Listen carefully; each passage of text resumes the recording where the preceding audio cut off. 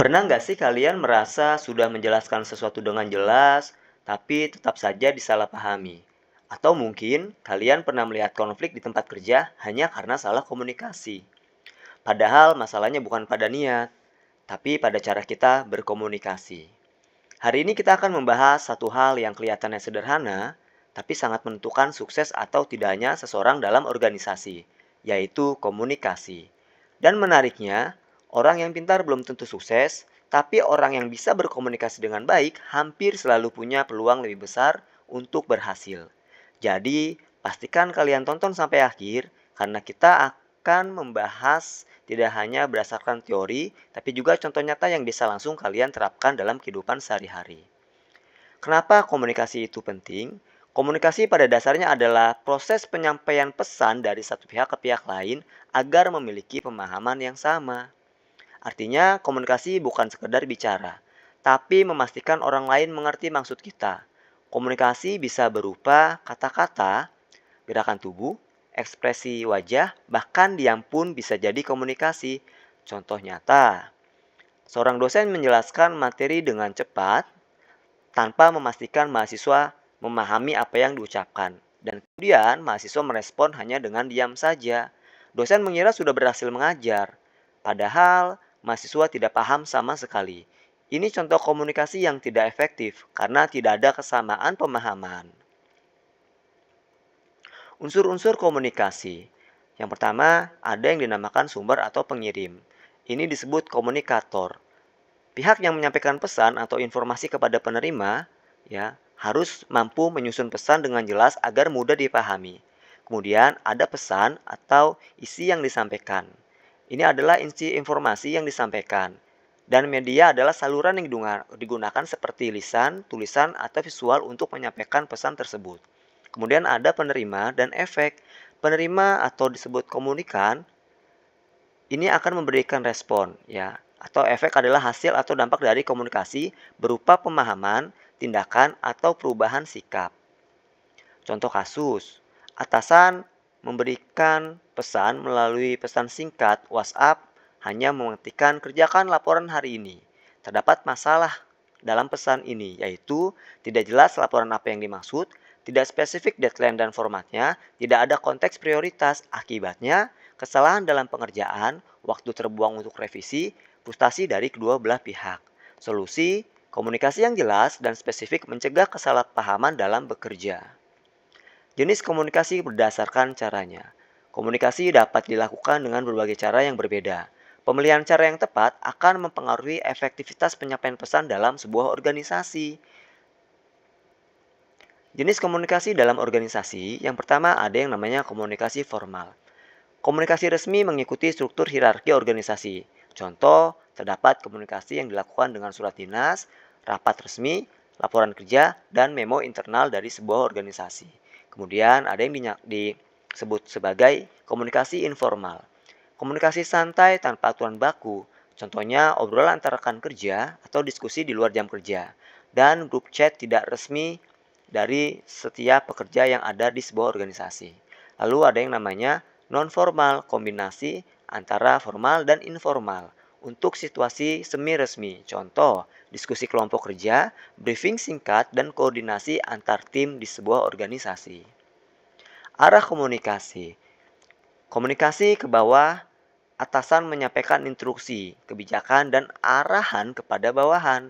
Contoh pengumuman rapat, pembagian tugas, dan evaluasi kinerja dari para bawahan. Kemudian ada komunikasi ke atas. Ini adalah komunikasi yang dilakukan oleh para bawahan yang menyampaikan laporan, masukan, dan keluhan kepada atasannya. Contoh laporan progres pekerjaan, saran perbaikan, dan feedback sebuah proyek. Kemudian komunikasi horizontal. Ini adalah komunikasi antar rekan kerja yang setingkat untuk koordinasi dan kolaborasi. Contohnya adalah diskusi tim, berbagi informasi, dan kerjasama dalam penyelesaian pekerjaan. Terhadap pola komunikasi. Komunikasi satu arah, yaitu pesan disampaikan tanpa feedback dari penerima. Contohnya adalah ceramah, pengumuman, siaran, informasi mengalir satu arah saja. Lalu ada komunikasi dua arah. Ada yang dinamakan diskusi dan umpan balik antara pengirim dan penerima lebih efektif karena memastikan pemahaman secara kolektif atau bersama-sama. Tujuan komunikasi. Agar pesan dapat dipahami, tujuan utama komunikasi adalah memastikan pesan tersampaikan dengan jelas dan dipahami oleh penerima. Komunikasi yang baik membantu hubungan yang kuat antar individu dalam sebuah organisasi, kemudian mempengaruhi orang lain. Komunikasi digunakan untuk mempengaruhi sikap, pendapat, dan perilaku orang lain dalam sebuah organisasi. Ini penting karena untuk memotivasi tim dan mencapai tujuan bersama. Kemudian memberikan hiburan. Komunikasi juga berfungsi untuk memberikan hiburan dan menciptakan suasana kerja yang menyenangkan. Ini membantu membangun hubungan dan ikatan sosial yang positif dalam sebuah organisasi. Contoh nyata tujuan dalam komunikasi yaitu ketika ada seorang sales menjelaskan produk. Seorang sales mempresentasikan produk kepada calon pelanggan. Tujuan utamanya jelas meyakinkan pelanggan untuk membeli. Komunikasi harus jelas, persuasif, dan juga membangun kepercayaan. Keberhasilan diukur dari respon dan keputusan pelanggan apakah akan membeli produk tersebut atau tidak. Namun setidaknya kita bisa memberikan kesan yang baik pada pelanggan dengan komunikasi yang efektif dan efisien serta menyenangkan. Faktor yang mempengaruhi komunikasi terdapat faktor persepsi dan emosi. Cara seseorang memandang dan merasakan sesuatu ini akan mempengaruhi interpretasi pesan. Emosi dapat mengubah makna komunikasi secara signifikan. Kemudian ada faktor budaya dan lingkungan. Latar belakang budaya dan kondisi lingkungan di sekitar berpengaruh pada cara berkomunikasi dan memahami pesan. Ada juga jarak. Jarak fisik maupun psikologis antara komunikator dapat menjadi faktor penentu efektivitas penyampaian pada pesan. Perbedaan persepsi. Kata sanggurdi memiliki makna berbeda. Bagi seorang dokter, sanggurdi adalah alat kedokteran gigi. Namun, bagi tukang, sanggurdi merupakan besi bangunan atau konstruksi. Kesimpulannya, persepsi berbeda ini berpotensi memberikan kesalahpahaman dalam komunikasi. Hambatan komunikasi, yang pertama terdapat gangguan teknis dan bahasa. Sinyal buruk, suara tidak jelas, atau tulisan yang ambigu dapat menghambat pesan.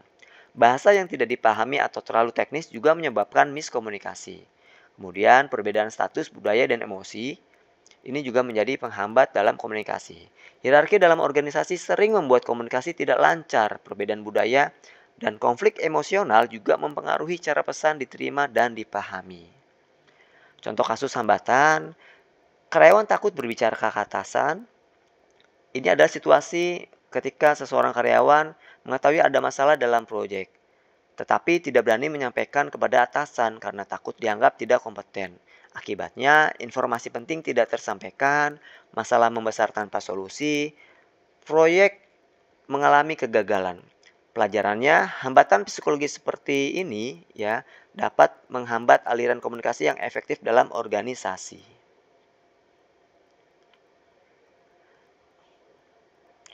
Dari pembahasan hari ini, kita bisa menyimpulkan bahwa komunikasi bukan hanya soal bicara, tapi soal bagaimana pesan itu dipahami dengan benar. Dalam organisasi, komunikasi yang baik maka akan menghasilkan kerja yang berjalan lancar. Komunikasi buruk bisa menghasilkan konflik dan kesalahan dalam bekerja. Jadi mulai sekarang, sampaikan pesan dengan jelas, dengarkan dengan baik, pastikan ada feedback. Karena satu hal yang perlu diingat, masalah besar seringkali bukan karena kesalahan besar, tapi karena komunikasi kecil yang salah. Setelah ini, coba perhatikan cara kalian berkomunikasi. Mungkin bukan orang lain yang salah memahami, tapi cara kita menyampaikan yang perlu diperbaiki. Semoga penjelasan ini mudah dipahami dan bermanfaat. Silahkan kalian lanjutkan pada forum diskusi di pembelajaran daring. Terima kasih, sampai bertemu pada video berikutnya. Wassalamualaikum warahmatullahi wabarakatuh.